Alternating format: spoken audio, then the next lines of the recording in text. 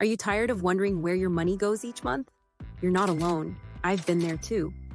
After a tough period at work where I felt like I was drowning in bills, I discovered some simple but powerful budgeting techniques that completely turned things around for me. Now I'm excited to share them with you so you can finally break free from the paycheck to paycheck cycle. Let's grab a coffee, find a comfortable spot, and get started. If you don't make a plan to control your money, it will control you. A budget is simply a plan for how you'll spend your money, but trust me, the small step can make a massive difference in your finances. It's what helped me start achieving my goals and get some much-needed peace of mind. So if you're ready to break the paycheck to paycheck cycle and take back control, let's start with the basics, your income. Step 1, know what's coming in. Write down all the money you get each month, your take-home pay, side gigs, child support, social security, or anything else that brings in money. Sure, you could use pen and paper, but using a spreadsheet like Microsoft Excel, Google Sheets, or Apple Numbers makes editing and calculations so much faster and easier. It doesn't need to be fancy, just practical. Start by listing your sources of income in one column and the amounts in the second column. Sum the amounts to see what your total income is. It's best to list your net take-home pay after taxes. This will make the calculation simpler. Step 2, know where it's going. Now let's talk about expenses. List everything: housing, food, utilities, car payments, and even the smaller stuff like subscriptions. Don't stress about getting it perfect right now. This is just a starting point and we'll fine-tune it over time. If you're struggling to remember everything, go ahead and pull up your bank or credit card statements from the last month for a clear picture. Like before, you'll want to write the names of your expenses in the first column, the amounts in the second column, and a sum at the bottom that shows your total expenses. I suggest leaving a few blank rows just in case you want to go back later and add a few things that you may have forgotten about. Step 3, needs versus wants. Let's categorize our spending into needs and wants. Needs are the non-negotiables: rent, utilities, groceries. Wants are the extras that make life nicer, but you could live without them. This is where you need to be brutally honest with yourself. Maybe that daily coffee run feels like a need, or having 3 streaming services because you enjoy the variety. The more honest you can be about what's truly essential, the faster you'll see real results. Add a third row to your list of expenses and label each as need or want. Needs would be things like food, housing, utilities, transportation. Wants may include entertainment, treats, dining out, coffee shops, jewelry, hairstyling, fashion clothing, any non-essentials. Is this hitting a little too close to home?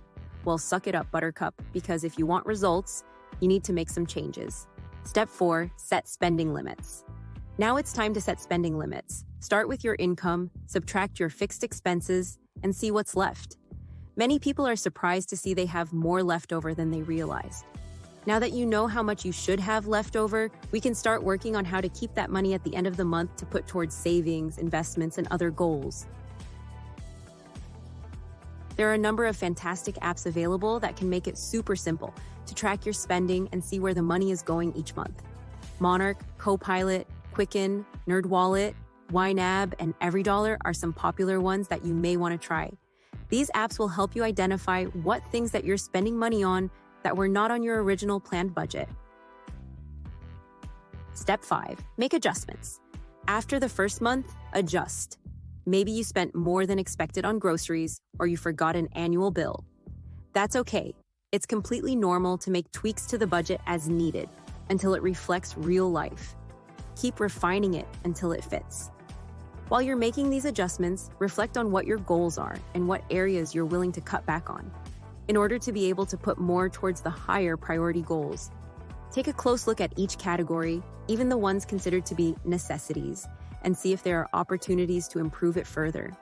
Keep in mind, grocery costs can vary widely depending on the specific brands and foods that we purchase. For example, salad can be made at home from raw ingredients or purchased ready-made for up to twice the price.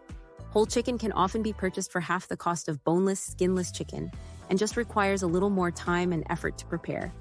Bread can be made at home for pennies on the dollar compared to loaves at the store.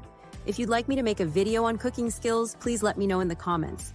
It can be a game changer when it comes to saving money. Of course, there is a balance between saving money and managing your time. If you've got a very busy calendar, then it may be worth the extra cost to have quicker meals. Just be honest with yourself here.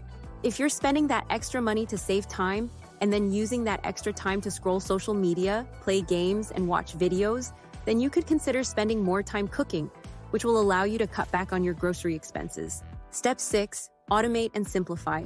Automate as much as possible. Set up autopay for savings and automatic bill payments. The less you have to think about it, the easier it is to stick with it. Budgeting apps can also help by tracking spending in real time.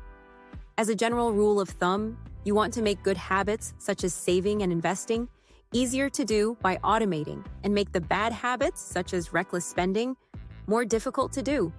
One way you can do this is by setting up automatic payments and transfers for savings and investments and canceling subscriptions for unnecessary spending.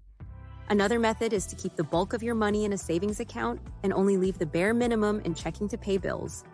Canceling credit cards is another proven method to reduce wasteful spending. Research indicates that using credit cards can lead to increased spending compared to cash payments.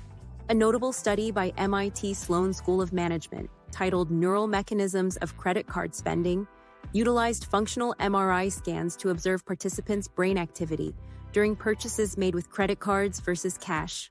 The findings revealed that credit card transactions heightened activity in the brain's reward centers, thereby enhancing the pleasure associated with spending and encouraging higher expenditure levels. Step 7. Build an emergency fund. Start building an emergency fund. Life throws curveballs, unexpected repairs, medical bills, job loss. An emergency fund gives you breathing room when the unexpected happens, so that you don't feel pressured to use credit cards to make ends meet. Start small by saving at least one paycheck's worth of income to cover a small, unexpected emergency, like a car repair, doctor's visit, or other minor expense.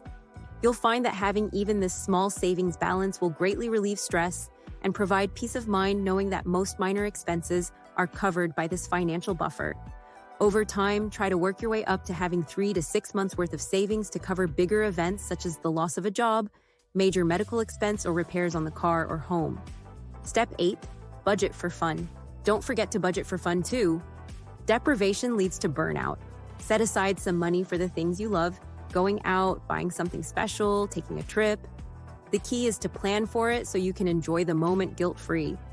There is an old proverb that says, "Don't muzzle the ox while it treads the grain," which basically means that you should allow the worker to enjoy some of the fruits of its labor. It's wise advice, and you should do the same for yourself. Reward yourself a little for all the hard work and discipline that you're putting in so that you enjoy the journey and avoid burnout. Just set a reasonable limit for your fun budget and stick to it. Step 9, review and celebrate. Review your budget each month and celebrate your wins. Did you save more? Were you able to cut down on unnecessary spending? Acknowledge your progress no matter how small. Budgeting is about consistent improvement, not perfection. Personally, I find that keeping track of these numbers in a graph helps me to visualize my progress and get more satisfaction from the effort. Financial tracking apps like Monarch Money can be great for tracking and visualizing your progress. If you'd like more information on the specific apps that I use, please let me know in the comments, and I'll consider making a dedicated video on exactly what I use and how I do it. That's how you create a budget that works. It's not about restriction, it's about freedom. Freedom to make choices, save for what matters, and live on purpose.